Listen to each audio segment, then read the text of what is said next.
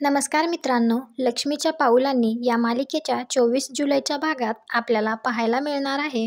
अद्वैत खाली येऊन आबांना विचारतो तिने तिकडे जाण्याचं काय कारण सांगितलं.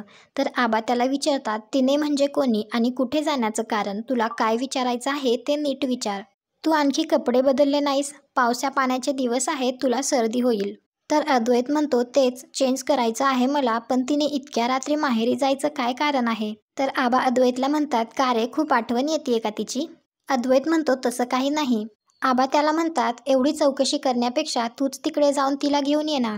तर अद्वैत मनात विचार करतो, जर मीच तिकडे गेलो तर खरेच डिझाईनचं काम करते हे मला रेड हँडेड पकडता येईल. आणि आबांना जर लगेच मी हो म्हटलो तर आबा मला नंतर चिडवतील. तर तो म्हणतो, आबा मग मी कशाला, राहू देत ना.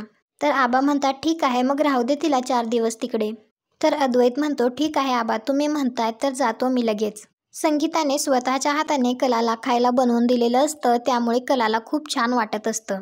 संगीता म्हणते, तू पोटभर खा आणि संपलं तर मी आणखी घेऊन येते. तर काजल लगेच म्हणते, तू आलीस म्हणून तुझ्यासाठी स्पेशल असा शिरा बनलाय, नाहीतर आम्ही खातोय पिठलं आणि भात. आणि तुला माहिती आहे का, हिनं आपल्याला जबरदस्ती पालेभाज्या पण खायला घालतीये रोज रोज. तर कला तिला म्हणते, मी माहेरवाशीण आहे ना, मी रोज रोज थोडीच येते, तू तर त्यांच्या डोळ्यासमोरच आहेस. मी कधीतरीच येते ना, मग आईला छान छान खाऊ घालण्याची संधी मिळते. तुला नाही कळणार, लग्न करून सासरी जाशील ना तेव्हा कळेल. काजल म्हणते, लग्न? मग तर आपल्याला कधीच नाही कळणार, कारण आपण घर जावई आणणार आहोत. त्या सगळ्यांची अशीच मस्ती चालू असते. त्यावेळी अद्वैत खरेच्या घराच्या बाहेर येतो आणि मनात विचार करतो, आता जर खरंच खरे डिझाईन्सवर काम करत बसली असली ना, की अशी तोंडावर पडेल की परत कधी तोंड वर करून बोलणार नाही. कला घरातल्यांना सांगत असते, तिकडे तर सारखं पुतळ्यासारखं वागावं लागतं, जरा काही जास्त बोललं की प्रॉब्लेम, जास्त हसलं की प्रॉब्लेम. आणि सगळ्यात मोठा पुतळा म्हणजे तेवढ्यातच अद्वैत मागून आलेला असतो. त्याला पाहून संगीता जावई बापू असं म्हणते. तर कलाला वाटतं की तिच्या प्रश्नाचंच उत्तर दिलं आहे, त्यामुळे कला अगदी बरोबर असं म्हणते. तेव्हा अद्वैतला पाहून सगळेजण शांत होतात. तर दिनकर अद्वैतला विचारतो, तुम्ही एवढ्या गडबडीत आलात म्हणजे काही झालंय का तिकडे? अद्वैत नाही म्हणतो. तर कला म्हणते, असं कसं? तो जेव्हा नाही म्हणतो तेव्हा नक्की काहीतरी घडलेलं असतं. उद्योजक अद्वैत चांदेकर आले, ते उगाचच काही करत नाहीत. कलासारखं चांदेकर चांदेकर म्हणत असते, त्यामुळे संगीता तिला म्हणते, काय चाललंय तुझं चांदेकर चांदेकर, गप्प राहा ना जरा. आणि ती सुद्धा बोलत बोलत अद्वैतला चांदेकर म्हणते. आणि लगेच तिच्या लक्षात आल्यानंतर ती म्हणते, जावई बापू तुम्ही बसा ना, तुम्ही कलाला घेऊन जाण्यासाठी आलात का? तर अद्वैत आधी नाही नाही म्हणतो आणि नंतर लगेच हो असं म्हणतो. आणि मनात विचार करतो, इकडे ही निवांत चाटून पुसून शिरा खात बसलीये आणि घरी माझी पंचायत करून ठेवलीये. मला भूक लागलीये, त्याचं हिला काहीच पडलं नाहीये. मी ऑफिसमधून आल्यापासून काही खाल्लं सुद्धा नाहीये. तर कला त्याला म्हणते, तू काही म्हणालास का? तर अद्वैत म्हणतो, मी कशाला काही म्हणेल.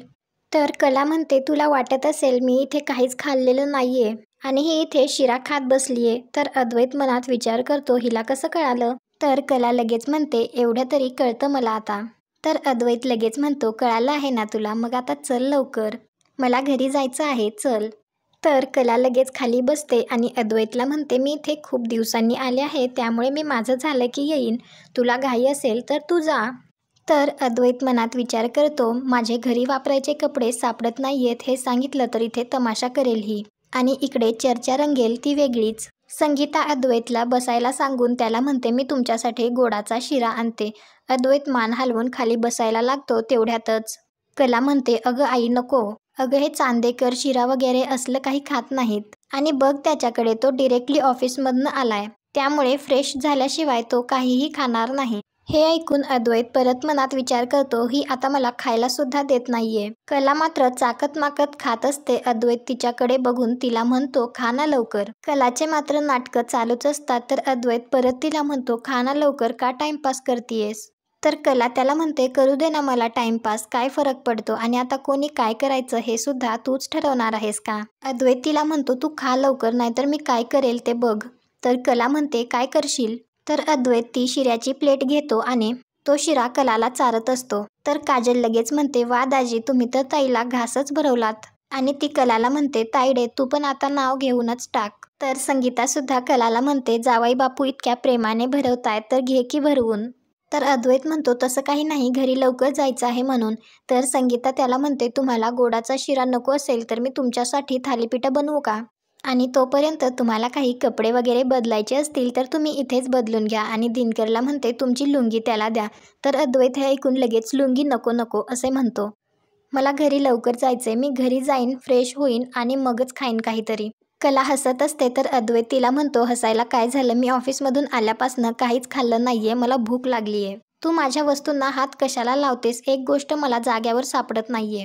तर कला त्याला म्हणते तुला तुझे कपडे सापडत नाहीयेत म्हणून मी माझं खाणं अर्ध सोडून यायचं का? आई म्हणतीये तर खा ना इथेच. त्याच्या हातातील शिऱ्याची प्लेट ओढून घेतच म्हणते एकतर स्वतःही खात नाहीये आणि मला सुद्धा खाऊ देत नाहीये.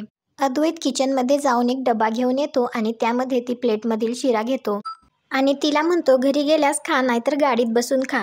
तर कला म्हणते नाही, मी इथेच खाणार, तुला जायचं असेल तर तू जा. अद्वैत तिला म्हणत असतो तुला खायचं आहे तर तू खा, मला अडवायचं नाहीये, पण माझी एकही गोष्ट घरात सापडत नाहीये आणि तू इथे येऊन बसलीस, हे बरोबर आहे का? कला त्याला म्हणत असते बरोबर काय आहे हे तू मला सांगू नकोस, तू तुझं बघ, तू तुझ्या वस्तू नीट ठेवायला शिक. त्या दोघांचं असंच चालू असतं. तर संगीता कलाला समजावते. तर कला म्हणते माझी आईच जर माझ्या बाजूने बोलत नसेल तर काय करणार मी, तरी जाते मी. आणि कला निघताना टोमणा मारतच म्हणते पुढच्या वेळी निवांत येईन तेव्हा सगळ्यांच्या सगळ्या वस्तू व्यवस्थित जागेवर ठेवून येईल, म्हणजे माझ्यामुळं कोणाला त्रास नको आणि कोणाचा मलाही त्रास नको. कला तिच्या आईबाबांचा आशीर्वाद घेते आणि अद्वैतला सुद्धा खुणावते त्यांचा आशीर्वाद घे म्हणून. तर अद्वैत सुद्धा त्यांच्या पाया पडतो. तर कला मनात विचार करते एकीकडे त्या सरोज मॅडम संसार होऊ नये म्हणून वचनं घेतात आणि एकीकडे माझे आई बाबा सुखी संसाराचा आशीर्वाद देतात. माझ्या आयुष्यात नक्की काय लिहून ठेवलंय कोणास ठाऊक. अद्वैत आणि कला दोघे घरी येतात तरी सुद्धा त्यांची कटकट चालूच असते. ते घरात हॉलमध्ये आल्यानंतर सरोज सुद्धा तेथेच असते. तर अद्वैत तेथून जायला लागतो तर कला चांदेकर थांब असं म्हणून त्याला थांबवते आणि सरोजच्या समोरच ती अद्वैतला विचारते मी आत्ता माझ्या घरी गेले होते तेव्हा तू मला घेण्यासाठी आला होतास ना? त्यावेळी अद्वैत मनात विचार करतो ही असं का विचारत आहे आत्ता. तो कलाला म्हणतो चल ना आता लवकर. तर कला त्याला म्हणते थांब ना, फक्त एकदा स्पष्टपणे सांग की मी तुला बोलावलं नव्हतं. तर अद्वैत तिला म्हणतो मी कशाला म्हणेन असं, तू मला बोलावलं नव्हतंस, मी तुला न्यायला आलो होतो. 1000 वेळा हीच गोष्ट सांगायची आहे का मी, झालं का समाधान? तर कला म्हणते माझं तरी झालंय समाधान. आणि ती सरोजकडे बघतच म्हणते पण तू जर सांगितलं नाहीस तर गैरसमज होऊ शकतात ना. त्यानंतर ते दोघे जण तेथून निघून जातात. तर सरोज स्वतःशीच म्हणते किती हुशार आणि चालाख मुलगी आहे ही, आज सुद्धा हिने अद्वैतला फसवूनच घ्यायला बोलावलेलं असणार. इकडे खऱ्यांच्या घरी दिनकर खूप खुश असतो. तो संगीताला सांगत असतो एखादी पावसाची सर येऊन गेली की मन कसं टवटवीत होतं, तसंच आपली कला सुद्धा पावसाच्या सरीसारखीच आहे, जिथं जाईल तिथे आपल्यासोबत इंद्रधनुष्य घेऊन जाते. दिनकर आणि संगीता कला आणि अद्वैतला एकत्र पाहून खूप खुश असतात. इकडे कला अद्वैतची रूम आवरून देत असते. अद्वैत सुद्धा तिथेच काम करत बसलेला असतो. कलाला डिझाईन्स काढायच्या असतात त्यामुळे ती सानिकाला मेसेज करून विचारते की डिझाईन्स कधीपर्यंत पाहिजे आहेत. तर सानिका तिला सांगते अजून तरी सरांनी काही विचारलेलं नाहीये. इकडे दिनकर संगीताला सांगत असतो आज जेव्हा कला आली होती तेव्हा ती खूप काळजीत दिसली मला. संगीता त्याला म्हणत असते संसारात या छोट्या छोट्या गोष्टी होणारच, त्याशिवाय प्रेम फुलत नाही. ते दोघे त्यांच्या 3 मुलींसाठी देवीकडे प्रार्थना करतात. इकडे अद्वैत आणि कलाची रूममध्ये चालत चालतच धडक बसते. त्यामुळे अद्वैत तिला म्हणतो मी सांगितलं ना तुला लांब राहा म्हणून. तर कला त्याला म्हणते तुम्ही काय समजता मला, मी काय मुद्दाम तुला धडकायला येते का? माझ्याबद्दलचे तुमच्याकडे जे काही गैरसमज आहेत ना ते तुमच्या जवळच ठेवा. मी इथे सारखी सारखी स्वतःला सिद्ध करत फिरणार नाहीये. तुम्हाला हवा तो विचार कराल तुम्ही, तुमच्या सोयीने माझ्याबद्दल काहीही मतं बनवाल, पण मी सांगतेय मी कोणीही नाहीये, माझंही अस्तित्व आहे, मी शेवटचं सांगतेय. कला खूप चिडलेली असते. त्यामुळे अद्वैत तिला म्हणतो एवढं चिडायला काय झालं अचानक?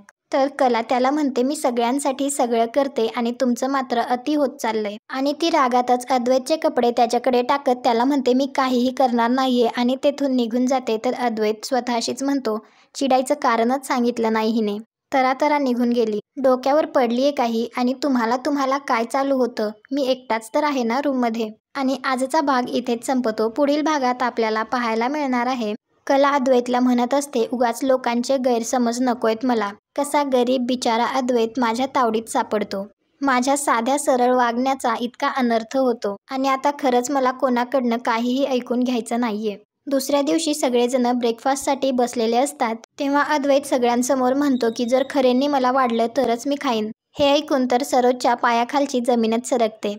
तुम्हाला हा भाग आवडला असेल तर कमेंट करून नक्की सांगा आणि व्हिडिओला लाईक करा. पुढे काय होईल हे पाहण्यासाठी आपल्या मराठी मालिका या चॅनलला सबस्क्राईब करा. भेटू उद्याच्या भागात.